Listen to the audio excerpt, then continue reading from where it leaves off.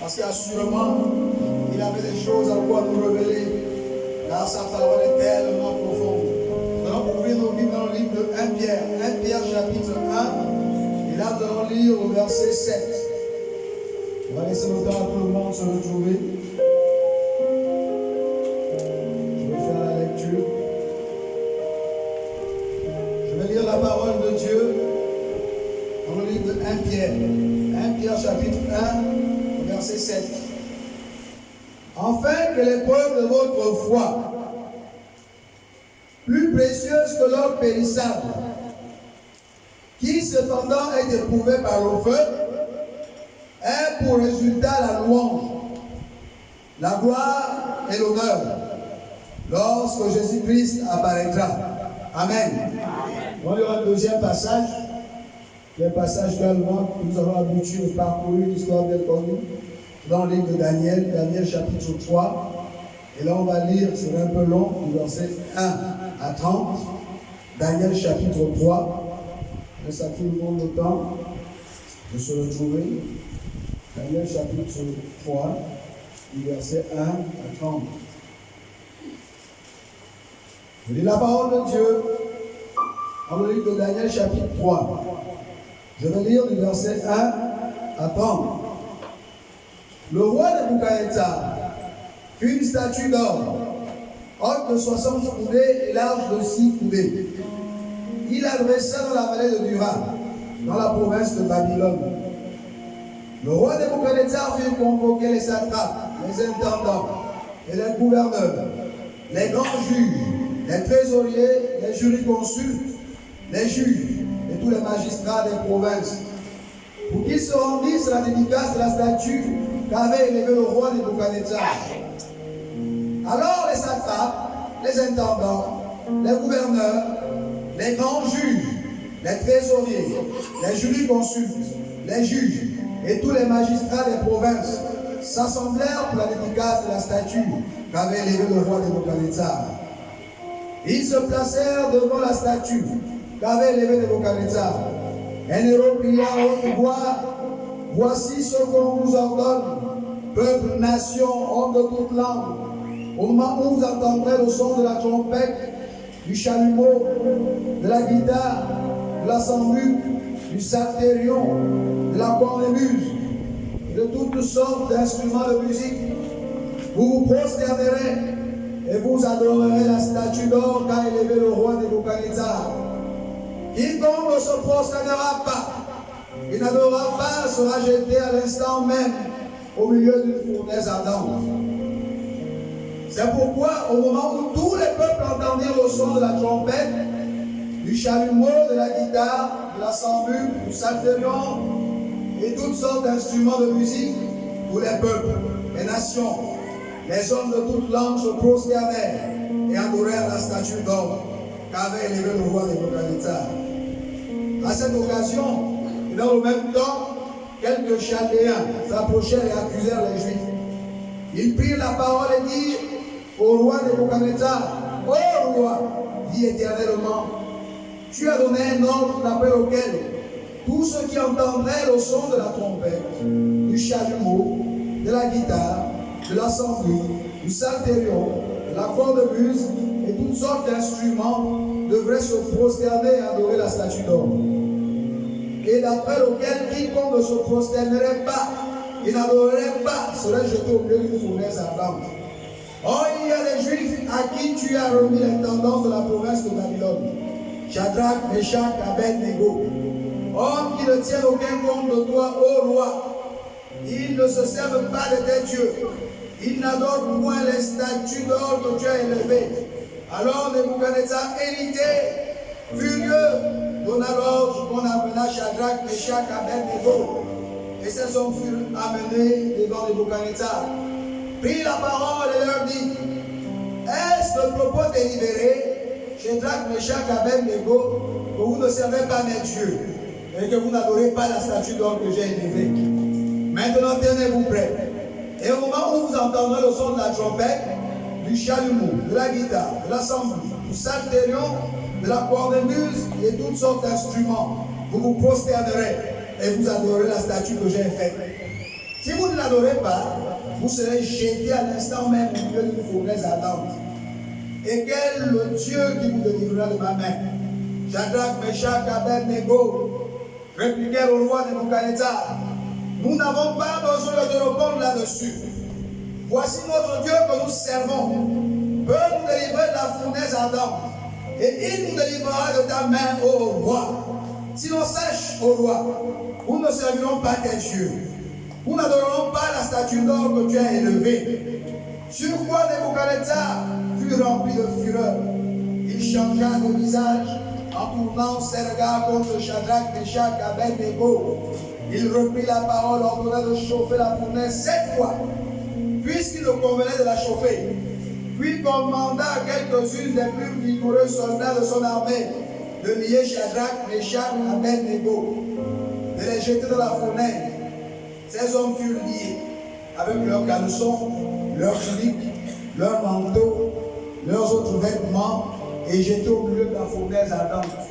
Comme l'ordre du roi était sévère et que la fournaise était extraordinairement chauffée, la flamme tua les hommes qui avaient jeté Shadrach, Meshach, Abednego. Et ces 3 hommes, Shadrach, Meshach, Abednego, tombèrent liés au milieu de la fournaise ardente. Alors le roi Nebuchadnezzar fut effrayé. Il s'éleva précipitamment. Il prit la parole et dit à ses conseillers: n'avons-nous pas jeté au milieu du feu 3 hommes liés? Il répondit au roi: certainement au roi. Il reprit et dit: eh bien, je vois 4 hommes sans lien qui marchent au milieu du feu et qui n'ont point de mal. La figure du 4e ressemble à celle d'un fils des dieux. Ensuite, Nebuchadnezzar s'approcha de l'entrée de la fournaise ardente. Prenant la parole, il dit: Shadrach, Meshach, Abednego, serviteurs du Dieu suprême, sortez et venez. Et Shadrach, Meshach, Abed-Négo sortirent du milieu du feu. Les satrapes, les intendants, les gouverneurs, les conseillers du roi s'assemblèrent. Ils virent que le feu n'avait eu aucun pouvoir sur le corps de ces hommes, et que le cheveu de leur tête n'avait pas été brûlé, et que les caleçons n'étaient point endommagés, et que l'odeur du feu ne les avait pas atteints. Nebuchadnezzar a pris la parole, dit: béni soit le Dieu de Shadrach, le Dieu de Meshach et d'Abed-Négo, lequel a envoyé son ange délivrer ses serviteurs qui ont eu confiance en lui et qui ont violé l'ordre du roi, livré leur corps plutôt que de servir et d'adorer aucun autre Dieu que leur Dieu. Voici maintenant l'ordre que je donne. Tout homme, à quelque peuple, nation ou langue qui appartienne, qui parlera mal du Dieu de Shadrach, Meshach, Abed-Négo, sera mis en pièces, et sa maison sera réduite en tas d'immondices, parce qu'il n'y a aucun autre Dieu qui puisse délivrer comme lui. Après cela, le roi fit prospérer Shadrach, Meshach, Abed-Négo dans la province de Babylone. Alléluia, acclamons pour le Seigneur. Amen, amen, asseyez-vous s'il vous plaît. Notre Dieu est un Dieu puissant. Ce matin, dans le tour de 3 heures, je fus pris d'une insomnie. Et l'Esprit de Dieu m'amena véritablement en profondeur dans le livre de Daniel, l'histoire de Daniel, et m'amenait à voir la similitude et la ressemblance qu'il y a entre les temps actuels et les temps qui nous sont ici décrits dans le livre de Daniel. Bien-aimés, si nous regardons les temps par lesquels nous passons, bien-aimés, si nous sommes attentifs aux Écritures, nous comprenons exactement que les prophéties de Daniel, que ce soit Daniel 10, Daniel 11, Daniel 12, sur déjà le premier fait, le fait de la succession ici des pouvoirs au niveau international, sur le plan des attaques, sur le plan de l'augmentation des épreuves, sur le plan de la croissance ou encore l'augmentation de la persécution des églises. Bien-aimés, on comprend exactement que là où nous sommes actuellement là, nous sommes en train de traverser ces moments-là. Et il est important pour l'Église de comprendre. Parce qu'après, comme disait le roi Salomon, il n'y a rien de nouveau sous le soleil. Ce qui est a déjà été. Et la grâce que l'Église a, le privilège que l'Église a, c'est que notre Dieu a tout consigné dans sa parole. Il ne nous laisse pas orphelins comme il dit. Dieu ne nous laisse pas comme ça. Dieu ne nous laisse pas seuls face aux situations, aux épreuves. Mais Dieu toujours met une solution, met dans sa parole le mode opératoire, le chemin que ces enfants doivent emprunter en toutes circonstances. Oui, bien-aimés, actuellement l'Église traverse une persécution qui ne dit pas son nom. Quand je parle d'Église, bien-aimés, je ne parle pas des murs. Quand je parle d'Église, bien-aimés, je parle de toi, je parle de moi. Je parle de mes frères qui sont là, je parle de mes soeurs qui sont ici présentes. Si nous sommes honnêtes avec nous-mêmes, beaucoup d'entre nous, même si ce n'est pas nous, les proches, les gens que nous connaissons, qui prient, qui jeûnent, qui sont exemplaires, par la grâce de Dieu, la lumière des Écritures, passent des situations compliquées. Mais cela ne doit pas nous surprendre. Et cela ne doit pas être une source de démotivation. C'est vrai que parfois cela amène à des incompréhensions. Cela amène parfois à remettre en cause notre chrétienté. Cela amène parfois à nous poser des questions du genre: est-ce que Dieu existe vraiment? Est-ce que le Seigneur me voit? Est-ce que le Seigneur voit tous les sacrifices, par exemple tous les efforts que je mène par rapport à l'obéissance de sa parole? Est-ce que le Seigneur voit mon engagement? Oui, bien-aimé. La persistance de ces problèmes, cette persécution nous amène à se poser cette question-là. Lorsque nous parcourons les Écritures, d'ailleurs les deux textes que nous venons de lire, le premier texte, celui de l'apôtre Pierre, dans 1 Pierre chapitre 1 verset 7, il nous dit que mais ces épreuves-là sont nécessaires. Il faut que notre foi soit éprouvée. Soit éprouvée quoi, comme on éprouve de l'or par le feu. Et l'Esprit de Dieu me disait ce matin: toi le chrétien, toi que Jésus-Christ a acquis au prix de sa vie, tu es comme l'or, tu es l'or. Toi et moi, nous sommes aux yeux de l'or. Il faut le comprendre. Et comme l'or, le passage par le feu est obligatoire pour faire ressortir sa clarté, sa beauté, sa prospérité et son éminence. En tant qu'or, il est obligatoire. En tant qu'or, il est impératif. En tant qu'or, il n'y a pas de raccourci possible. Si tu veux que la gloire de Dieu éclate dans ta vie, si je veux que la gloire de Dieu éclate dans ma vie, je veux que tout ce que Dieu a prévu, a promis, puisse s'accomplir, puisse se manifester, puisse être visible, pour que le monde puisse le voir. Mais il faut qu'en tant qu'or, je passe par le feu.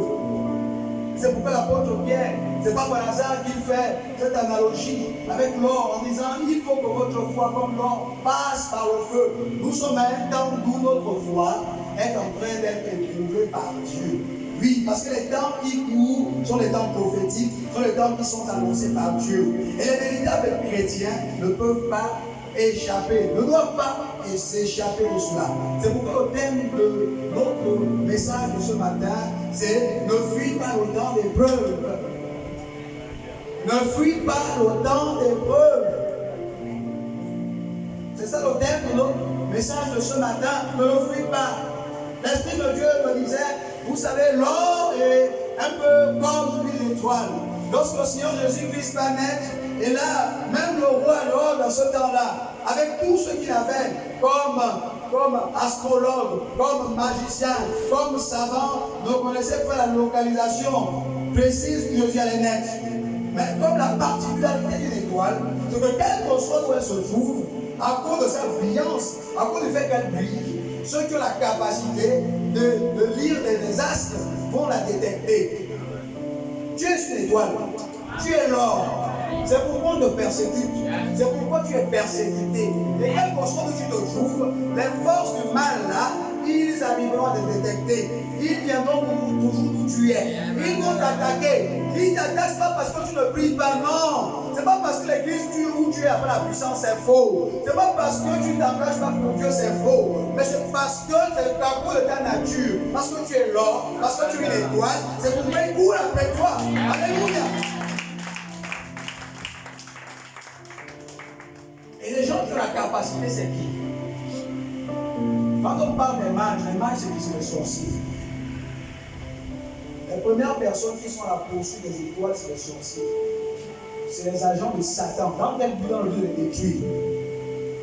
Et le chrétien est une étoile. Le chrétien est semblable à l'or. L'or, dans son état pur et sale, est caché. Si je passe là, si je ne suis pas préparé, moi, je ne suis pas un orpailleur. Je n'ai pas la qualification, je ne sais pas comment détecter de l'or. Mais celui qui fait l'or, s'il passe là, il saura que là il y a l'or. C'est-à-dire que lui, il est doté d'une capacité pour pouvoir détecter où il y a l'or. À l'état où tu es là, tu te négliges. Le fait que quand on te dit que tu es l'or, tu dis mais c'est faux. Parce que je veux ma vie, je regarde où je vis, je regarde les problèmes par lesquels je passe, je vois la manière dont je suis humilié, méprisé, négligé. Je ne peux pas être l'or. Non, là tu es encore l'or à l'état brut. Tu as encore l'or là qui est dans la boue, là, caché. Et ceux qui n'ont pas les yeux ne voient pas. Mais ceux qui ont les yeux dans les sorciers voient, ils sont fait l'attaque. Donc quand tu vas te dire, je n'ai pas de voiture, mais pourquoi on m'attaque? Je n'ai pas de grands postes, mais pourquoi on m'attaque? Je n'ai pas une situation, je veux dire, stable, mais pourquoi on m'attaque? Mes enfants ne sont pas dans les plus grandes écoles, mais pourquoi on m'attaque? On t'attaque parce que tu es l'or. Parce que tu es un or qui est encore caché. Parce que tu es un or qui est encore en terre. Et ceux qui ont les yeux et qui voient et qui ont les capacités surnaturelles le savent et c'est pourquoi ils t'attaquent. Ils ont les capacités surnaturelles. Ils savent détecter que telle femme, que tel homme, que celui-là, que celui qui traîne même dans la route là, qui passe là, il n'a même pas encore accepté Jésus là. Ils disent que celui-là, c'est un grand serviteur de Dieu qui est là. Toi et moi-même qui prions, nous n'avons pas la capacité de voir. Maintenant, on prie là même, il y a quelqu'un qui est là, qui a une grâce particulière. On va se dire, comme il passe dans la route là, ou peut-être comme il est en train de voir ça, regarde de l'autre côté de la route, oh, Dieu ne le connaît pas, il ne faut même pas tenir compte de lui. Mais eux, ils ont cette capacité. Et les gars, ils arrivent, ils regardent, ils disent ça, ils commencent à attaquer. Et l'église vit une attaque comme jamais connue auparavant. Autant nous sommes là. C'est une attaque terrible. Les hommes de Dieu, les gens vrais seront attaqués. Ceux-là vraiment qui ont décidé de chercher Jésus seront attaqués. Et les attaques sont la preuve que Dieu est important. Et les attaques sont la preuve que le ciel te connaît. Parce que le ciel te connaît, c'est pourquoi on t'attaque. Si on ne t'attaque pas, c'est un problème, tu dois te poser des questions. En ce temps-là, celui qui n'est pas attaqué doit réellement se poser des questions. C'est-à-dire qu'il ne mélange pas le royaume des ténèbres. C'est-à-dire que le royaume des ténèbres estime que lui, il est déjà acquis. Qu'il n'y a pas besoin de le déranger. Il est acquis. Mais ceux-là qui réellement restent fermes dans l'obéissance à l'œuvre de Dieu, ils seront attaqués. Mais cette attaque, bien aimé, l'Esprit de Dieu me disait ce matin, cette attaque est permise par Dieu. C'est Dieu qui permet l'épreuve. Vous savez, lorsque Jésus va à la croix, le diable se dit, waouh, j'ai gagné. Lui n'avait bien compris. Pour lui, le fait que Jésus aille se faire crucifier, c'était la victoire pour le camp de Satan. Mais il ne comprenait pas que cette épreuve était plutôt le malheur pour son camp. Parce que c'est par sa mort de Jésus à la croix que nous, là, nous avons été rachetés. Et il nous a arraché la puissance des ténèbres de Satan dans son royaume. Donc, il n'avait rien compris. Et c'est ce qui montre que notre Dieu au-dessus de tout. Satan pourrait être malin, mais il n'est pas malin. Là où sa sagesse s'arrête, c'est là où commence comme celle du ciel. Parce que là, Dieu l'avait dit, là, tu ne vas rien voir. Dieu a dit, lui, là, j'ai envoyé tel. On l'a attrapé, on l'a coupé les oreilles. Il va à la croix, il va être crucifié. Il va. Dieu dit, cette épreuve, le Père déjà, avant la fondation du monde, avait déjà fait ce plan-là pour sauver l'humanité. Rien n'arrive au hasard dans la vie d'un enfant de Dieu. Le hasard n'existe pas. Ça n'existe pas. Dieu a préparé toutes choses en avance. Le temps bon comme le temps des preuves ont été préparés par Dieu. Et le temps des preuves a été préparé par Dieu pour forger ses enfants, pour faire ressortir ce qu'il a mis en nous. Et rien ne ressortira d'un enfant de Dieu s'il refuse de passer par le feu. Dieu peut trouver la raccourci. Dieu peut trouver les moyens, mais il dit jamais. Dieu aurait pu faire passer au peuple d'Israël par un autre chemin et les amener à éviter la mer Rouge. Il a dit, il faut qu'il passe par la mer Rouge. Parce que c'est par là que Dieu démontre sa puissance. C'est dans les preuves que Dieu démontre sa puissance. On a eu le test de Méchant, Shadrach, Abednego. Dieu, il fallait que Dieu démontre aux Babyloniens. Il fallait que Dieu démontre à tous ces magiciens-là qui travaillent à la cour du roi que lui, il est le tout-puissant et il est au-dessus de toutes choses. Amen. Alléluia. Dieu veut démontrer non seulement au camp de Satan, non seulement à ceux qui t'attaquent, qui attaquent ta famille, qui te combattent depuis des années, qu'il est le tout-puissant, c'est pourquoi il permet cette épreuve. Ce n'est pas un homme qui a dit, mais c'est le roi lui-même qui a dit qu'à partir d'aujourd'hui, le Dieu de ces gens-là, il faut le respecter. Il est vraiment Dieu. Et c'est pourquoi Dieu a permis cela.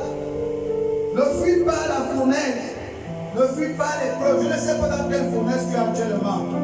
Peut-être c'est le manque d'argent. Peut-être c'est la maladie. Peut-être c'est l'humiliation. Peut-être c'est le rejet. Peut-être c'est les choses qui ne marchent pas. Peut-être c'est la vie de prière. Peut-être c'est la foi. Peut-être c'est le ministère qui a du mal à décoller. Peut-être c'est les épreuves. Peut-être c'est les agressions physiques. Mais Dieu dit, hey, je permets cela, mon fils, pour te préparer, pour te travailler.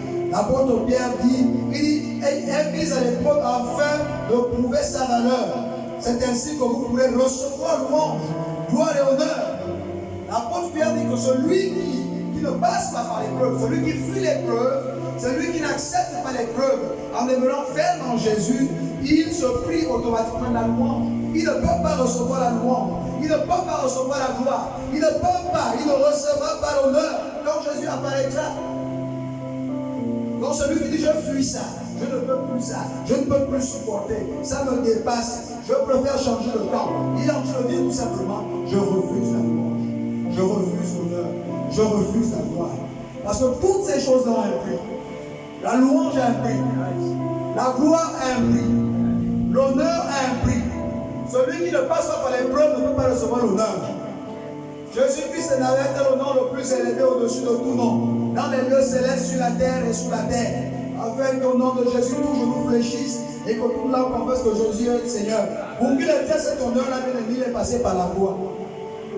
Le prix de cette élévation-là, ce fut la croix. S'il avait refusé la croix, son nom ne devait pas être élevé. Si tu veux l'honneur, si tu veux la gloire, la louange, paye, accepte l'épreuve par laquelle le Seigneur devait passer maintenant. Comme Jésus-Christ dit, Père, pas ma volonté, mais ta volonté.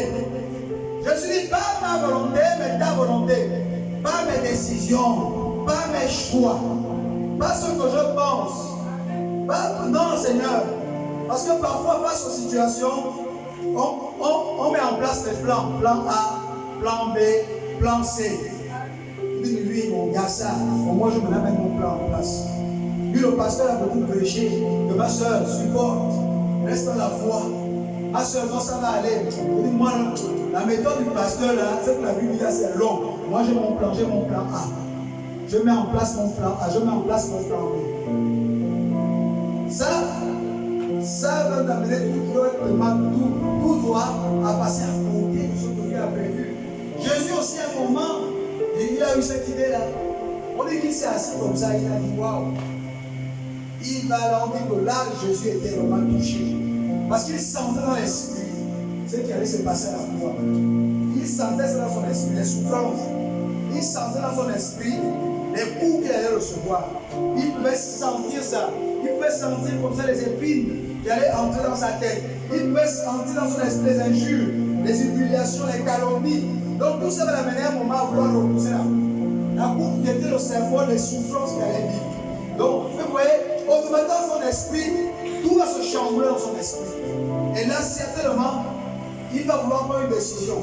Il va vouloir mettre en place son plan. Son plan était de dire, Seigneur, je mets la coupe à voler. Mais après, il dit non. Non. Pas ma volonté, mais ta volonté. Et ce que Dieu dit à quelqu'un ce matin, ce que Dieu me dit ce matin, face à ce que tu vis, pas ta volonté, mais la volonté de Dieu. Face à ce que tu vis, dis, je suis le plan de Dieu. Je lui fais confiance. Je ne sais pas d'où il m'amène, mais je lui fais confiance. S'il a permis cette épreuve, je sais que c'est pour ma gloire. Il a permis cette épreuve, je sais que c'est pour mon honneur. Il a permis cette épreuve, c'est pour ma louange. Il a permis cette épreuve, c'est pour faire sortir ce qu'il a mis en moi. Il a permis cette épreuve, c'est pour lever mon ministère, l'amener à une autre dimension et que mon ministère soit un ministère qui soit cité de génération en génération. Il a permis cette épreuve, c'est dans mon foyer, c'est pour que mon foyer serve de conseil, serve d'exemple à beaucoup d'autres foyers. Il a permis que je passe par cette maladie, c'est vrai, pendant 5 ans, 6 ans, mais c'est pour que mon témoignage, lorsque j'irai de lieu en lieu, puisse édifier quelqu'un, puisse fortifier quelqu'un. Alléluia. Alléluia. Et c'est ça, bien aimé, l'épreuve. L'épreuve, il est obligatoire. On ne peut pas la refuser. On ne peut pas dire non. On ne peut pas dire que je n'en ai pas besoin. Parce que l'épreuve, l'Esprit le venait ce matin, et l'épreuve également peut te transformer. Vous savez, la transformation, elle a ceci de particulier. Lorsqu'on prend l'or et qu'on la sort de la roue, quand on nettoie là, on enlève tout. C'est-à-dire que le sable qui avait les dents, la boue qui avait les dents, les choses qui avaient les dents, tout est enlevé. C'est-à-dire que pendant que tu passes par ces épreuves-là, Dieu, il enlève tout. C'est-à-dire que tu passes dans un scanner. En fait, il y a un scanner. L'épreuve est comme un scanner par lequel Dieu te fait passer. Dans lequel il localise tout ce qui est anormal. C'est pourquoi il faut se laisser à Dieu. Lorsqu'on se laisse à Dieu, Dieu agit maintenant pas en fonction de ce que tu vis, mais en fonction de ce que tu ne sais pas. Yes. L'avantage de se laisser à Dieu, c'est qu'il touche les domaines même que toi-même. Il touche les problèmes que toi-même tu ne connais pas. Avec qu'il arrive à un point nous-mêmes, même ce que tu n'as pas payé, il te donne. C'est ça l'avantage de se laisser à Dieu. Parce que là, il prend le contrôle. Parce que Dieu, il s'occupe des moindres détails. Il n'y a pas un homme qui touche les détails comme Dieu. Dieu est méticuleux. Dieu touche tout. Quand tu passes dans le scanner de Dieu, il te sonde de l'orteil jusqu'à la chevelure. Et là, il enlève tout ce qui est impur. Et c'est ce qui se passe avec l'or. Le processus, lorsqu'on dit qu'on va épurer de l'or, on en ramasse la boue. On passe au feu. Et lorsque le feu fait un travail, elle enlève toute impureté. Elle fait ressortir toute la clarté, la beauté. On dit que la destinée qui était détruite, la destinée là qu'on avait gaspillée, la destinée que l'ennemi, pendant des années, avait capturé, avait dit cette femme ne fera plus rien. Quand tu passes par le processus du feu, le processus de l'épreuve, Dieu te restaure. Dieu restaure ta destinée. Si tu étais appelé à chanter les nations, si tu étais appelé à prêcher partout, bien-aimé, tout cela ressort. Parce que rien ne peut résister au feu de Dieu. Aucun maléfice ne peut résister au feu de Dieu. Il faut accepter le feu de Dieu. Aucun ganga ne peut résister au feu de Dieu.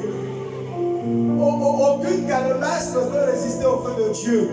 Je ne sais pas où on a mis ton nom. Où on a mis les saletés de ton corps. Où on a mis le nom de ton enfant. Où on a mis la terre de ton ministère. Vous savez, aujourd'hui, on est tellement dans des pratiques. Tous les gens aujourd'hui viennent dans les églises pour venir prendre la terre de ce ministère. Ils amènent ça quelque part pour aller bloquer la croissance. Ça se fait. Si l'esprit m'adresse, c'est ça. Alléluia. Les pratiques qui se font aujourd'hui. Lorsqu'on veut empêcher un homme d'avancer, un ministère d'avancer, on cherche une marche. Et on récupère le sable. On récupère son amène ça. On fait des pratiques pour que la personne reste sur place, n'avance jamais. C'est la même chose qui se passe avec les terrains. Tu es en train de construire actuellement. On est venu sur ton terrain, on a pris la terre de ton terrain. Tu ne comprends pas aujourd'hui, la maison n'avance pas. Quand tu as l'argent, il y a des problèmes. Quand tu as l'argent, tu as d'autres préoccupations. Quand tu as l'argent, il y a des pensées vont ailleurs. Tu es même là, mais tu as une pensée, tu as un désir même qui n'est même pas logique qui vient. Il vient t'installer, payer quelque chose qui n'a même pas de valeur. Tu ne sais pas à l'instant pourquoi tu le fais. Mais c'est cette pratique-là. Mais la Bible nous dit ce matin que quel que soit ton allée prendre là, pour amener.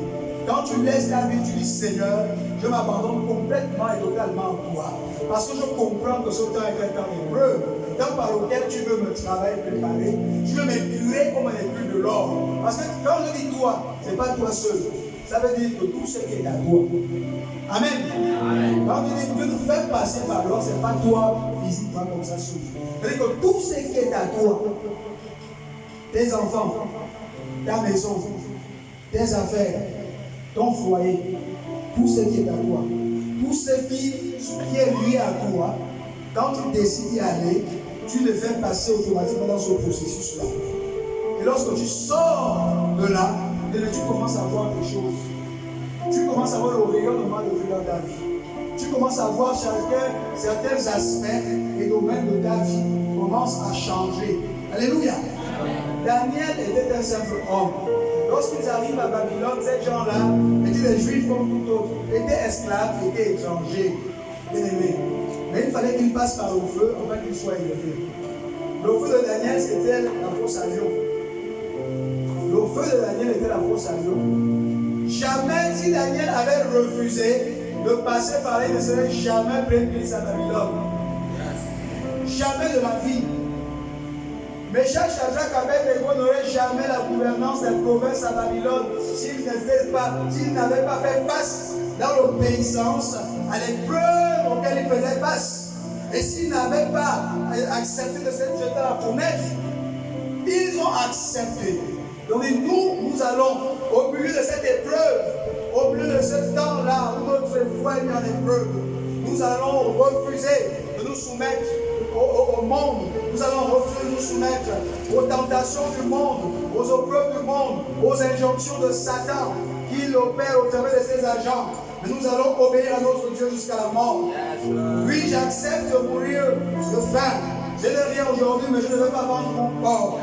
Je vais obéir à la parole. En d'autres termes, c'est comme ça vous l'a dit. Pour cette jeune fille-là, qui n'a pas de moyens pour se nourrir, et qui est face à une tentation d'un homme qui vient avec 20 000. Il lui dit, j'ai 20 000 francs. Allons ensemble, parce que je sais que tu as faim. Et la Bible dit que cette fille, elle doit pouvoir faire comme Méchant, Shadrach, Abednego dit, moi je n'irai pas avec toi, j'accepterai de mourir de faim. Et Dieu dit que pour cette fille, sa faim sera glorieuse. Dieu l'élèvera. Parce qu'il est le même hier, aujourd'hui, éternellement. Alléluia. C'est comme cet homme qui dit, moi j'ai faim, mais je ne veux pas voler. Je ne volerai pas. Je ne veux pas renier mon Dieu. Je veux rester obéissant. C'est comme cette femme mariée dont le mari n'a pas beaucoup de moyens, qui dit, moi je ne vais pas tromper mon mari parce qu'il n'a pas beaucoup d'argent. Nous allons passer ensemble cette heure d'épreuve dans la crainte du Seigneur. Et ce couple-là, bien aimé, des années plus tard, vous allez voir Dieu faire quelque chose dans leur vie. Parce qu'eux, ils ont accepté leur épreuve. Ils ont accepté de passer par le feu qui était là. Et ce feu qui avait pour objectif de les transformer, qui avait pour objectif de dégager de leur vie tout ce qui n'était pas de Dieu, pour les amener à la position prévue par Dieu, leur position réelle, de rénover leur blason, de restaurer leur destinée, de restaurer leur vie. Et ils ont compris cela, et ils vont passer ce temps-là avec le brio. Ils feront leur vie transformée. Amen. C'est pourquoi Daniel va dire, ceux qui connaîtront leur Dieu agiront avec fermeté. Le problème, c'est que l'Esprit de Dieu me disait ce matin, le grand problème qui fait en sorte que nous, l'Église, nous arrivons parfois à ne pas tenir pendant 7 ans. Parfois on se dit, mais comment ils ont fait? Comment Méchak a fait? Shadrach, Abednego ont fait? Comment Daniel a fait? C'est vraiment important de se poser cette question. Parce qu'après, c'est ça même le but de notre rencontre ce matin. Vous savez, oui, il y a les épreuves. Oui, nous sommes dans ce temps. C'est prophétiquement attesté. Oui, en tant qu'or, en tant qu'étoile, en tant que mise à part de Dieu, en tant que personne destinée à une destinée glorieuse. Oui, comment allons-nous faire pour ne pas succomber? Comment allons-nous faire pour réussir cette temps-là comme Méchak, Shadrach, Abednego? Est-ce que les deux choses? Il faut que nous formions notre esprit. Parce que bien aimé, le plus grand champ de bataille, c'est l'esprit humain. C'est notre esprit. Tout se passe là. Lorsque nous sommes face à une épreuve, lorsque nous sommes malades, une femme qui est sur un lit d'hôpital et qui a passé 15 ans, nous sommes dans la maladie, bien aimé, vous ne pouvez pas imaginer ce qui se passe dans son esprit. Il y a le trouble qui vient. Mais les questions qui se posent, sa vie défile devant elle. Elle voit ses enfants, ils vont faire comment? Elle voit sa vie passer. Elle a des pensées, des humiliations, des moqueries des gens. Tout ça se passe dans son esprit. Ça bouillonne dans l'esprit de la personne. Et la seule chose qui lui vient à la tête, c'est de dire j'abandonne. Et là, elle devient vulnérable. C'est là où le diable vient et il propose des raccourcis. C'est là où le diable vient et il te dit ne continue pas sur ce chemin-là. Ne supporte pas l'épreuve, viens, va chez le ganga. Viens, va chez tel homme. Tiens, va chez telle femme. Tiens, ferme le ministère. Tu es là depuis 15 ans, 10 ans, les gens ne viennent pas. Tu n'es pas fatigué. Regarde, on se moque de toi au quartier. Regarde, les gens ne font que partir. Regarde ce qu'on dit à ton sujet. Regarde, tout ça, ça se passe où? Mais ce n'est pas physique, c'est notre esprit. C'est-à-dire que si l'esprit n'est pas formé par quoi? Par la parole. Le premier outil qui forme l'esprit, qui devait former l'esprit du chrétien, c'est la parole de Dieu. C'est pourquoi dans Josué 1:8, Moïse était conscient de toutes ces choses. Moïse était conscient de ce que Josué allait vivre. Moïse était conscient que Canaan, on arrive à Canaan comme ça. Il était conscient que Canaan, ce n'est pas cadeau. Parfois on chante que Jésus donne tout cadeau. On a beaucoup chanté ça. Cadeau, Jésus donne tout cadeau. Mais la réalité chrétienne, lorsqu'on a les deux pieds dedans, on se rend compte que, attention, on n'a pas prêché les gens la vérité, beaucoup sont répartis dans le monde. Beaucoup aujourd'hui sont répartis dans le monde parce qu'on ne leur a pas dit la vérité. On lui a dit que viens en Jésus, tu vas te marier. Viens en Jésus, tu auras le travail. Viens en Jésus, tout sera facile. Viens en Jésus, on fait persécution. Viens en Jésus, entre-temps, bien aimé, ce que ces Écritures nous disent. Attention, il y a un problème. Ce n'est pas ça que les Écritures nous disent. Canaan, on n'arrive pas à Canaan facilement. Pour arriver à Canaan, il y a des géants sur le chemin. Il y a des Anakim qui sont ici le symbole des épreuves, qui sont sur le symbole des attaques, qui sont sur le symbole des humiliations, qui sont sur le symbole du réveil que nous allons essuyer ça et là pour arriver à Canaan. Mais la première chose que Moïse dit à Josué, Josué 1:8, il dit que ce livre de la loi ne s'éloigne pas de ta bouche. Médite le jour et nuit la méditation de la parole de Dieu. Premier élément pour former l'esprit. Pourquoi il voulait qu'il forme son esprit? Pourquoi former son esprit? Pour que ceux qui va voir ne puissent pas l'intimider. Moïse aurait pu lui dire, j'ai l'ordre. Tu sais, Dieu a travaillé avec moi. Viens prendre ça. Viens ici. Il aurait pu le prendre même. Il fait une prière, puis il donne un élément physique. Il dit que non, la bataille, elle est spirituelle. La bataille se gagne dans l'esprit. Celui qui gagne physiquement, c'est celui qui a gagné dans l'esprit. Un homme qui remporte une victoire sur un stade même de football, c'est quelqu'un qui est venu dans l'esprit et qui préparé pour toi. C'est-à-dire que, même étant mené, il a pu égaliser, il a pu marquer le deuxième but. Pour faire ça, il faut être dans l'esprit. Il faut arriver à ton niveau d'esprit, tu as un niveau d'esprit où les attaques, les assauts n'ont plus d'influence sur toi. Toi, dans ton esprit, tu es focalisé sur la victoire. En fait, tu viens dans le match, mais dans ta tête, tu sais que c'est toi le bon cœur. C'est-à-dire que Moïse voulait dire à Josué que toi, Canaan, est déjà à toi. Donc, tout ce que tu vas voir sur le chemin, tout ce que tu vas voir, ne regarde pas ça. Que ça ne t'intimide pas. Tu vois un sorcier avec une grosse machette sur ta tête la nuit. Bien-aimé, n'abandonne pas la foi à cause de ça. Tu dors la nuit, les gens te poursuivent, bien-aimé. Ça ne va pas t'effrayer. Parce que toi, tu connais la fin. Tu es plus que vainqueur.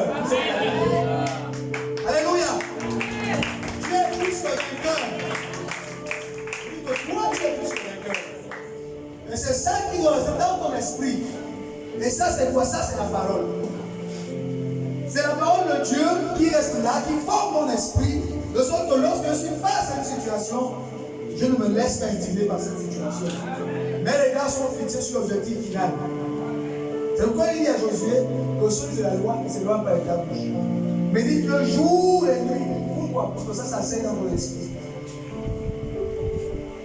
Et David le savait. Il dit, je sais ta parole dans mon cœur. Parce qu'il connaissait en tant que roi. Tu sais, Dieu a fait de nous un royaume de sacrificateurs. Un royaume de roi de princes et de sacrificateurs. Donc, tu n'es pas n'importe qui, tu es un prince. Qui dit prince, dit épreuve élevée. Qui dit roi, veut dire que les situations, les épreuves, les problèmes qui sont à ta dimension, c'est parce que tu es roi, c'est parce que Dieu t'a élevé à une position, c'est parce que tu es assis dans les lieux célestes avec Christ, que les situations dans lesquelles tu passes sont élevées.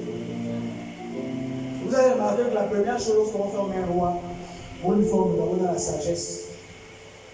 Tous les rois, dans la Bible, la première arme qu'on leur donne, ce n'est pas de leur donner les épées d'abord. On ne leur donne pas les épées physiques, parce qu'on sait que diriger, ça ne sert à rien. On leur charge l'esprit avec la parole. C'est la première chose. Nous sommes des rois et des reines. La première chose qu'on a besoin, ce n'est pas chercher à donner le corps. De remplir l'esprit avec la parole. Les rois règnent par la sagesse. Nous sommes des rois. Nous devons régner par la sagesse. Cette sagesse, elle réside dans notre esprit. Et cette sagesse, c'est quoi? C'est la parole de Dieu. C'est la parole de Dieu qui est la sagesse de Dieu. Et cette sagesse-là, il faut qu'elle soit dans notre esprit. Et c'est ça qui nous permet d'être forts. Et c'est la clé pour passer ces moments. La deuxième chose dont nous avons besoin, bien aimé, en ce temps-là, c'est d'obéir. On peut connaître la parole de Dieu. On peut connaître plein de versets bibliques. Bien aimé, si on ne les applique pas, on ne marchera pas. Parce que l'application de la parole de Dieu est la clé de la victoire. L'application des Écritures est la clé de la victoire. Car la parole de Dieu est seulement une stratégie en période de guerre. Lorsqu'on est en guerre, face au camp adverse, c'est notre stratégie qui détermine notre victoire. Nous sommes en guerre face au roi des ténèbres, qui se déchaînent. Pourquoi? Parce que leur fin est proche. L'Église ne doit pas être ignorante de ça. Le roi des ténèbres est conscient de sa fin. Il se déchaîne et là, il utilise ses armes les plus puissantes. C'est pourquoi tout à l'heure, l'Esprit de Dieu m'a mené dans les armes atomiques, dans les armes nucléaires. Les armes nucléaires que vous voyez là, elles existent sur le plan spirituel. Alléluia. Sur le plan spirituel, il y a de telles armes. Et il faut savoir que l'arme nucléaire ne sort que lors de la bataille finale. Lorsqu'on a utilisé les petites armes et qu'on s'est rendu compte que notre adversaire a résisté, dans le but de le détruire et de l'éradiquer, on sort l'arme atomique. Et là, c'est pour mettre fin à la guerre. Lorsque les États-Unis ont fait la guerre avec le Japon, ils se sont rendus compte que sur le terrain, il était un peu compliqué parce que les Japonais étaient bien organisés avec une bonne stratégie. Qu'est-ce que les Américains ont fait? Ils ont eu recours à Hiroshima et Nagasaki. Ils sont allés prendre leur bombe atomique pour dire qu'ils ont fini la guerre. Et le diable, c'est la même chose avec lui. Lorsqu'il a attaqué l'église, il attaque les enfants de Dieu. Ils se rendent compte qu'ils tiennent. Il dit mon temps et ma fin est proche. Il se lève, il déclenche des armes terribles et puissantes dans l'objectif de dominer les enfants de Dieu. Mais comment faire si on n'a pas de stratégie? Parce que c'est une guerre. Qui dit guerre dit stratégie? Et la stratégie de l'enfant de Dieu, c'est la parole de Dieu. Il n'a pas autre chose, c'est la parole. Mais s'il ne l'applique pas, comment gagnera-t-il la guerre? Et c'est le problème qu'on a aujourd'hui. Comment vas-tu gagner la guerre sur la maladie? Comment vas-tu gagner la guerre sur l'attaque satanique? Comment vas-tu gagner la guerre si tu n'appliques pas la parole? Remplis ton esprit avec la parole. Applique la parole de Dieu. Applique-la. Comme un général en guerre applique son plan de guerre. Nous sommes des militaires. Paul le dit clairement. Nous n'avons pas à combattre contre le sang de la chair, mais contre les dominations, contre les principautés. Ce texte-là, lorsqu'on va lire la traduction grecque, on parle bien ici qu'il s'agit d'une guerre gréco-romaine. À l'époque, les combats qu'on voit chez les Sénégalais à s'attraper, c'est type de combat dont Paul décrivait ici. Nous sommes dans une guerre réelle. Et nous, ici, nous sommes des soldats. Nous avons un plan de guerre qui est la parole. Et lorsqu'on va en guerre, il faut l'appliquer, simplement. On ne va pas improviser au champ de bataille. Celui qui improvise meurt au champ de bataille. Et le plan de guerre, il a été conçu par notre Dieu qui sait tout et qui peut tout. Ce plan de guerre, c'est sa parole qui doit être appliquée en temps de guerre. Nous devons l'appliquer partout et dans tout domaine de notre vie. Parce que le diable s'attaque à toi et à moi dans tous les domaines de nos vies. Il ne laisse aucun domaine. Il ne laisse rien. Il va t'attaquer dans ton foyer. Il va attaquer dans tes études. Il va attaquer dans tes finances. Il va attaquer dans l'église. Il va attaquer ton ministère. Il va attaquer la vie de prière. Il attaque partout. Il n'y a pas un endroit qui ne laisse. Rien ne laisse. Il attaque tout. Et c'est pourquoi la parole de Dieu touche tous les domaines. Dieu savait ça. Et c'est pourquoi la parole de Dieu touche tous les domaines de la vie. Il dit non, applique-le. Médite la parole pour préparer ton esprit. De sorte que dans l'épreuve, tu sois fort. Applique la parole, obéis à la parole de Dieu dans tous les domaines de ta vie et tu seras victorieux. Mets la parole au premier plan dans ta vie. Mets la parole au premier plan. Que la parole de Dieu soit la chose qui passe au premier plan. Si la parole de Dieu n'est pas mise au premier plan, on n'a pas la garantie de remporter la victoire. Parce que la guerre, ce n'est pas contre un homme. La guerre a été déclarée. Dans le livre de Genèse, bien-aimé, il a été dit déjà, Dieu va dire au serpent, il dit la femme là, qui est l'église, elle te piétinera, toi tu la mangeras au talon. Elle dit que cette guerre, ce n'est pas toi et moi qui l'avons commencé, elle a commencé dès le commencement. Ça veut dire que nous, en acceptant Jésus, on est rentré directement dans la guerre. Ça veut dire qu'on n'a pas le choix. Tu as dit que tu es chrétien, tu n'as pas le choix pour l'appliquer. Si tu n'appliques pas, c'est une guerre impitoyable. En guerre, dans la guerre, on ne regarde pas s'il y a l'enfant. On ne regarde quand la bombe tombe. La bombe n'a pas une caméra qui va la dire est-ce que c'est un enfant qui l'a jeté à côté. Est-ce que c'est une veuve qui l'a jeté à côté? Non. Quand la bombe est relâchée, tous ceux qui sont là, elle ramasse. Et c'est ça en temps de guerre. Nous sommes à ce temps-là. Ça ne regarde pas. Si ça fait 2 jours qu'il est dans la foi, le diable ne regarde pas ça. Est-ce que ça fait 3 jours qu'il est dans la foi? Il ne regarde pas ça. Est-ce qu'il prie, ne prie pas? Il ne regarde pas ça. Lui dit ceux-là, ce sont mes ennemis qui sont identifiés. Je vais utiliser tous les moyens possibles dans chaque domaine de leur vie pour les ruiner. Et c'est pourquoi, bien aimé, on n'a pas à s'amuser. On n'a pas à blaguer. On n'a pas à s'amuser. Si on s'amuse, ça ne marchera pas. C'est grave. Ce qui se passe actuellement. J'étais en train de regarder ce matin. discuter avec son pasteur. L'Esprit de Dieu me fait comprendre. Il dit, mais regarde, Daniel 10, Daniel 11, Daniel 12, lorsqu'il va comme ça interpréter ou encore parler des successions de pouvoirs qui vont se produire dans le monde et qui vont annoncer la fin du monde, les derniers qui vont annoncer les derniers temps, on voit bien qu'il y aura des alliances qui vont se tisser au niveau des puissances. Regardez aujourd'hui, vous voyez les États-Unis qui aujourd'hui laissent leur allié traditionnel qui est l'Union européenne et aujourd'hui pour vouloir se tourner vers la Russie. Les États-Unis c'est l'aigle, la Russie c'est l'ours. Ces animaux dans la Bible sont bel et bien débits. Lorsque Daniel le recevait, on lui présentait les animaux. Les animaux représentent les puissances qui dominent le monde. Aujourd'hui, ces alliances qu'on voit là, c'est l'alliance tout simplement. Dieu utilise tout ce que nous voyons là pour confirmer sa parole. La parole de Dieu est réelle. Qui aurait pu imaginer cela? L'aigle américain qui laisse l'Europe se tourne vers l'ours, qui est la Russie, une alliance contre la nature. Aujourd'hui, chacun se dit, l'Europe va s'armer, pour se fabriquer ça pour la donner. Mais ça, nous, chrétiens, ça ne nous étonne pas. Nous, on comprend tout simplement que ce que les Écritures disent, c'est la vérité. Et cela est en train de s'accomplir. Et que sur le plan spirituel, il y a également une même guerre qui se produit. Et cette guerre, nous ne trompons pas. Elle a pour cible les enfants de Dieu. Elle a pour cible l'Église. Les chrétiens seront persécutés dans le lieu de travail, à cause de Jésus. Les foyers chrétiens seront persécutés. Oui. Les enfants des chrétiens seront persécutés. Vous allez voir que même il y aura des secousses. Mais dans tout ça, tenons ferme comme Daniel. Tenons ferme comme Meshach, Shadrach, Abed-Nego. Ils sont restés fermes. Daniel m'a dit, ceux qui connaîtront leur Dieu agiront avec fermeté. Cette fermeté-là, c'est quoi être ferme? Être ferme, c'est rester dans la parole de Dieu. Être ferme, c'est dire au milieu de mon épreuve, au milieu de ma situation, je reste accroché à Dieu. Je reste accroché à sa parole. Je vais dire comme le prophète Habakkuk. Si la promesse tarde, je resterai là à mon poste. Je vais attendre parce que mon Dieu ne ment pas. Parce que mon Dieu, quel que soit le temps, il finira par accomplir. S'il a permis ça dans ma vie, c'est pour un but. Dieu ne permet rien pour rien. Dieu n'a jamais permis quelque chose à son enfant.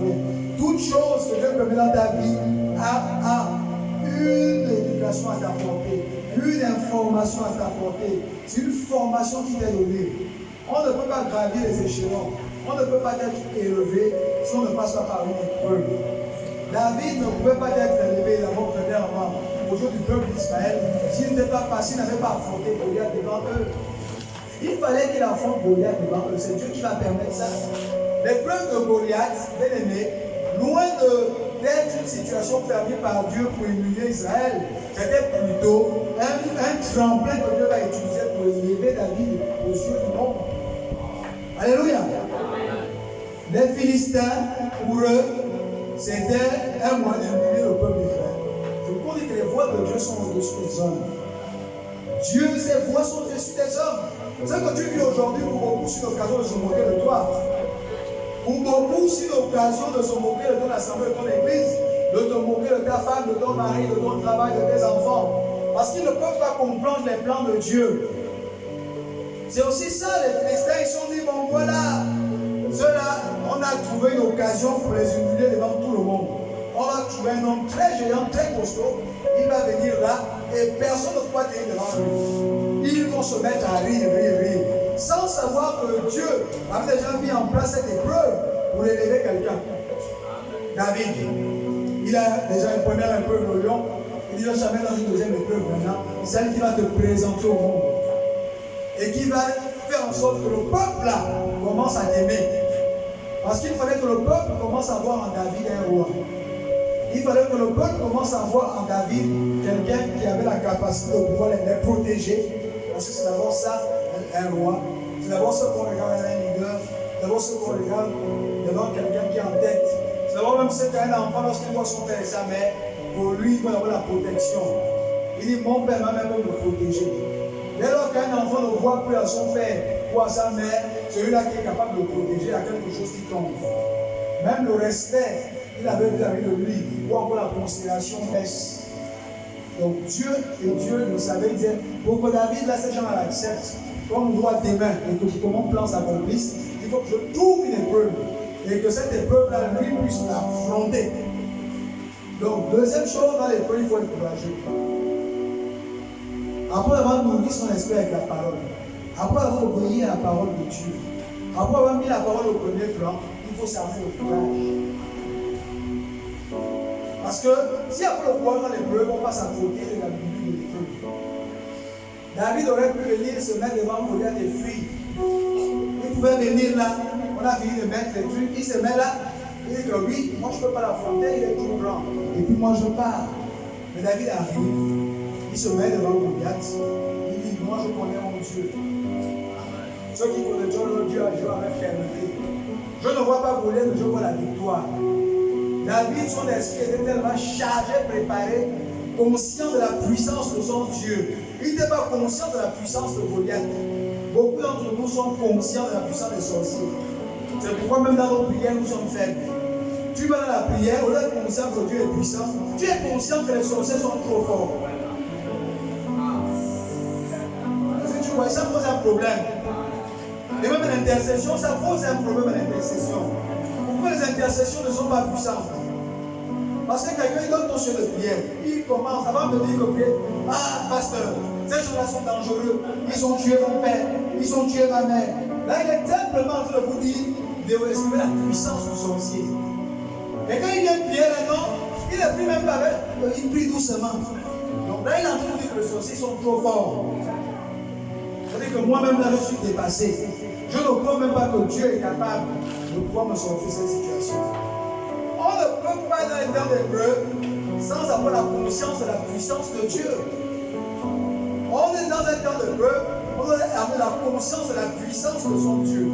Quand David parle, il manifeste cela. Il témoigne la puissance de Dieu. Il dit, qui es-tu toi, circoncis, qui a osé insulter le Dieu d'Israël? Ça veut dire que David dit à Goliath, je suis conscient que mon Dieu est puissant. Peut-être taille là, c'est rien. C'est rien. Oui, il y a la maladie, mais tu n'es rien. Échec là, tu n'es rien. Ce que je vis actuellement là, tu n'es rien. Parce que quand dans mon esprit, je te vois, je vois la puissance de mon Dieu. Et quand tu arrives, l'ennemi ne peut pas tenir. Quand David arrive devant l'épreuve qui est Goliath, David est conscient de la puissance de son Dieu. Il ne va pas le garder, il va parler ça. Il va parler hautement et fortement. Il n'est pas venu vanter la grandeur de Goliath. Arrêtons de venir vanter la puissance des sorciers. Dans nos prières, arrêtons. Dans nos temps d'intercession, il faut arrêter. David n'est pas venu dire, oh Goliath, combien de fois tu es grand. Oh Goliath, tu es trop puissant. Oh Goliath, tu as plus de 3 mètres. Oh ton épée est plus lourde que je ne sais pas quoi. C'est fabriqué avec une matière. Il n'est pas venu faire ça. Il n'a même pas fait cas de ce que comment Goliath était habillé, de ce qu'il portait, de son armure. On s'en fout que ceux qui t'attaquent soient des grands sorciers de génération en génération, qu'ils aient bâti des hôtels dans toute la province, qu'ils aient des fétiches, qu'ils aient. Ce n'est pas ton problème. Ça, c'est le problème de Dieu. Ce que Dieu te demande, c'est de dire, Seigneur, moi, c'est en toi que c'est toi que je regarde. Moi, c'est ta toute puissance que je regarde. Parce que je sais que c'est toi qui vas régler son cas. Soyons audacieux. Il faut être audacieux. Dans les l'épreuve, il faut être audacieux. Dans les l'épreuve, il faut qu'on te prenne parfois pour un fou. Un fou de Jésus. Il faut quand même celui-là qui te lance les flèches là. À un moment même, il commence à être confus. Comment celle que j'ai lancé la flèche, c'est elle qui se lève le matin pour dire, vos flèches là c'est zéro. C'est l'huile sans effet. C'est que quand tu le fais, ce n'est pas caché. J'arrive à un point où tu le fais publiquement pour ta vie. C'est que lui-même, s'il dort là à côté, là, lui-même, il va sortir, regarde. Est-ce que c'est vraiment la femme que j'ai lancé la flèche hier? Ce matin, j'attendais à ce qu'elle soit en train de dormir. Ce matin, j'entendais des cris venant de cette maison. Mais ce que j'entends ce matin, c'est des louanges. C'est des paroles qui élèvent son Dieu. Il faut être des fous en ce temps là, il faut des audacieux. Daniel était audacieux. Meshach, Shadrach, Abednego étaient des audacieux, des courageux. L'audace et le courage est passé où dans l'église? Une église conquérante, c'est une église audacieuse. Une église conquérante, c'est une église courageuse. Une église qui est consciente de la puissance de son Dieu. Tu ne peux pas t'engager dans un conflit si tu n'es pas sûr de tes forces. Nous sommes une armée qui a un autre tel Yoshua, Mashiach, Jésus-Christ, le tout-puissant, El Sabaoth, fort dans les combats. Et nous y aller si vous avez déjà la victoire. Mais on doit être conscient de cela. Si on n'est pas conscient de cela, on sera faible. Lorsque nous venons en intercession, nous voyons comme Jésus, nous soyons comme David. Ne viens pas nous raconter qu'ils ont tué tout le monde. Ça non, parce que ça peut avoir un effet sur les soldats. C'est pourquoi on ne laisse pas n'importe qui lorsque les soldats sont en guerre.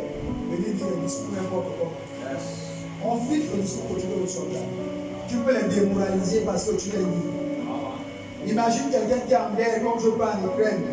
Et puis, dans ton discours, tu viens dire, oui, vous savez, chers soldats, les Russes sont très puissants. Ils ont des armes très puissantes actuellement. Une dernière arme supersonique qu'ils ont sortie, ça peut terrasser une armée même depuis.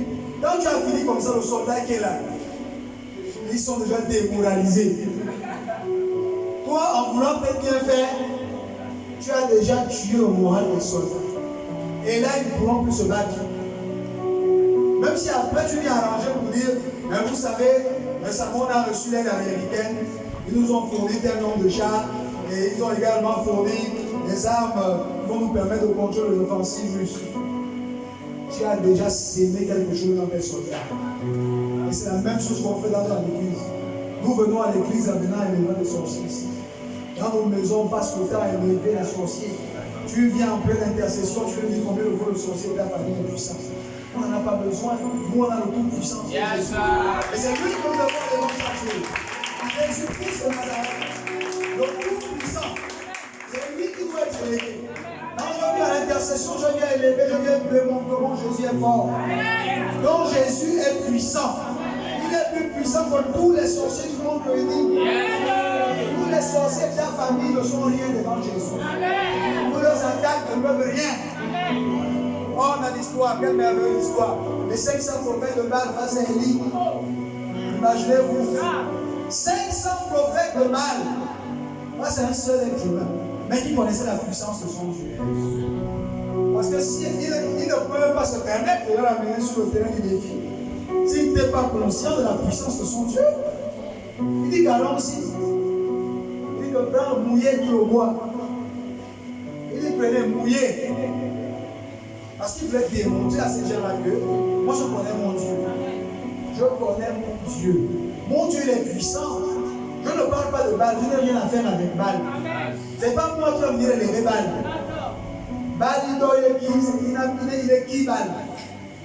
Baal c'est un objet, c'est un bois. Mais je vais vous prouver aujourd'hui, devant tout Israël, comment Dieu est puissant. Un homme qui fait ça, c'est un homme audacieux, c'est un homme courageux, c'est un homme qui est conscient de la puissance de son Dieu. C'est un homme qui ne cache pas son Dieu. Non. Un homme qui dit que moi je vous prouve, je démontre la démonstration.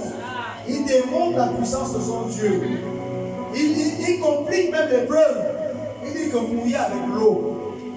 Mais vous le bois tout devant le feu. Si toi-même tu as vu le mouiller ton bois sous la pluie, tu es sûr que tu as dû préparer avec lui. Le même jour, c'est compliqué. Mais lui, il savait que le Dieu qu'il prie est le Dieu tout-puissant. Et que rien ne peut l'empêcher. Il peut tout. Le mot impossible n'existe pas dans son vocabulaire. Impossible, ce n'est pas le vocabulaire de Dieu. Ça, c'est chez nous. Notre langage, on met impossible. Mais tu ne connais pas ça. Impossible, ça n'existe pas chez nous. Oh, c'est impossible. Un père disait, mais ce langage-là, ça ne vient pas du ciel. Et nous, en tant que fils de Dieu, on doit changer notre langage. Il faut, en ces temps, les peuples, il faut une reprogrammation. Il faut que ce soit la Bible là qui change, qu'on parle comme la parole. Il faut qu'on parle comme la Bible. On doit commencer à parler comme la Bible. Si je ne dis pas impossible, toi tu dis impossible. Tu ne vas pas parler d'impossibilité. Dans ton Dieu, le Dieu qui fait tout en toi, ce n'est pas toi qui fais, c'est lui qui fait. Toi, tu n'es qu'un instrument qu'il utilise. Ce n'est pas toi qui fais. Donc, comment lui qui fait, il ne dit pas impossible, mais toi tu dis c'est impossible. Il y a un problème, bien aimé. Il y a un problème. Et je me rends compte parfois c'est nous qui freinons l'action de Dieu. Parfois ce n'est pas le diable. Parfois c'est les chrétiens qui freinent l'action de Dieu. Parce que quand il dit possible, on dit impossible. Et il y a plusieurs façons de dire impossible. On peut le dire verbalement, on peut le dire par son attitude. Lorsque je suis malade et que je dis que je ne prie plus, je suis en train de dire que c'est impossible. Vu que tu es malade, je ne veux plus prier. Hein, parce que ça fait 5 ans que je ne prie plus. Et tu veux que Dieu fasse quoi?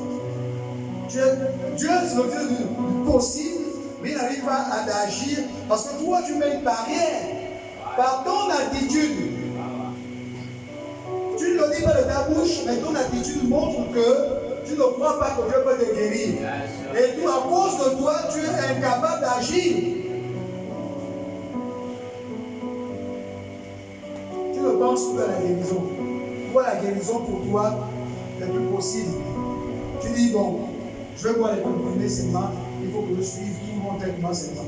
Ma vie se résume à ça. Parce que tu as perdu la foi en réalité. C'est vrai, tu viens à l'église. C'est vrai, tu viens à l'intercession. C'est vrai, on t'impose les mains. Mais en réalité, tu ne crois plus que Dieu est capable de faire quelque chose dans ta vie. En fait, ça devient comme une routine. Je m'en vais juste à l'église comme ça. Dieu dit non. Il dit, il veut que tu penses comme lui. Il veut que tu vois comme lui. Être chrétien, en fait, c'est parler comme Dieu. C'est voir comme Dieu. C'est agir comme Dieu agit. Je suis chrétien, je parle comme Dieu. Je marche comme Dieu. J'agis comme Dieu agit. Et c'est là où le miracle se produit. C'est ça la clé du miracle. Si je parle comme lui, puisque c'est sa parole, et que sa parole est toute puissante, les choses vont se passer. Si je vois comme lui voit, parce que là où toi tu vois la maladie, tu vois la guérison. Si tu commences à voir la guérison va arriver. Parce que tu as commencé à voir comme Dieu. C'est ça qu'on appelle la transformation de notre esprit humain via la méditation de la parole de Dieu. C'était ça le gros travail. C'est l'exercice que Moïse a donné à Josué. Il dit, Josué, je te donne un devoir de maison. Ça, c'est un devoir de maison que je donne à Josué. C'est un devoir qui te rendra puissant. Ça, la charge dans ton esprit. Pourquoi? Pour que tu commences à voir comme Dieu.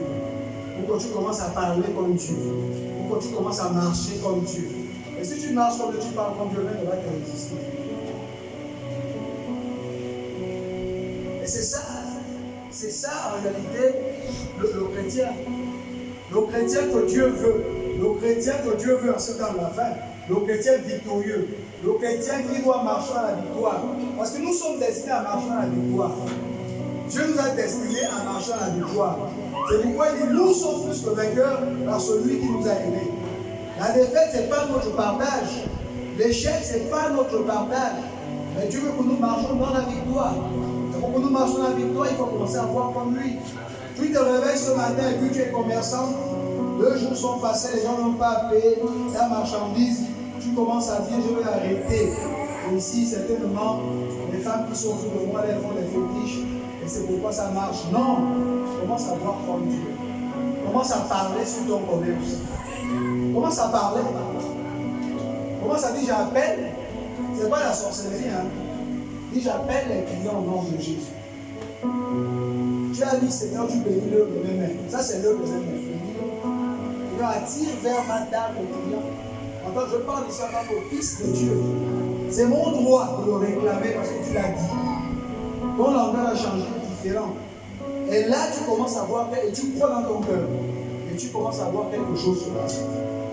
Parce que là, ce qui se passe, même si les commerçants autour avaient recours aux fétiches, là, le ciel se lève par rapport à ton commerce, et c'est le ciel qui va combattre toutes ces choses-là. Parce que Dieu, lui, cherche un moyen de confirmer sa parole. Et comme il n'est pas un homme pour mentir, il va confirmer sa parole. Il va écraser toute opposition. Changeons notre langage. Nous sommes appelés à prospérer dans tout ce que nous faisons. Il dit, je bénis de déterminer, ça veut dire que, quelle que soit la sécheresse, quelles que soient les preuves, tu es appelé à prospérer. Tu es appelé à prospérer. Même si la famille semble comme toi, mais toi en tant que fils de Dieu, Parce que tu es conscient de la puissance de ton Dieu. Et parce que tu le témoignes, tu l'attestes. Parce que tu le déclares haut et fort. Et parce que tu crois en cela, mais tu vois les choses se passer. En Égypte, le monde était frappé par une famine terrible. Tous les pays de la terre, autant lorsque Joseph était parti, le fils de Jacob, cet enfant-là, qu'ils avaient vendu, que cet fils avait vendu aux Madianites, et qui s'est retrouvé par le plan de Dieu en Égypte. On dit qu'une sécheresse va frapper le monde entier. Mais pourquoi là-bas, il n'y avait pas la famille? Pourquoi eux, ils vendaient au monde pendant que tout le monde? Parce qu'il y avait un homme qui avait une alliance avec Dieu, Joseph. Mais beaucoup là, nous sommes des Joseph. Nous sommes des Joseph. Mais pourquoi ne manifestons pas cette dimension?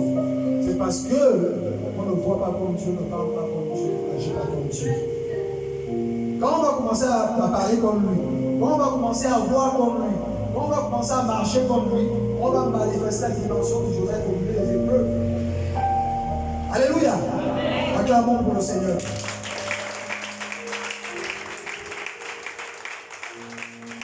Nous allons prier.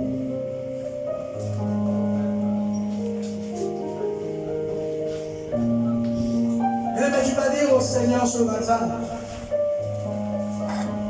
tu vas dire à Dieu,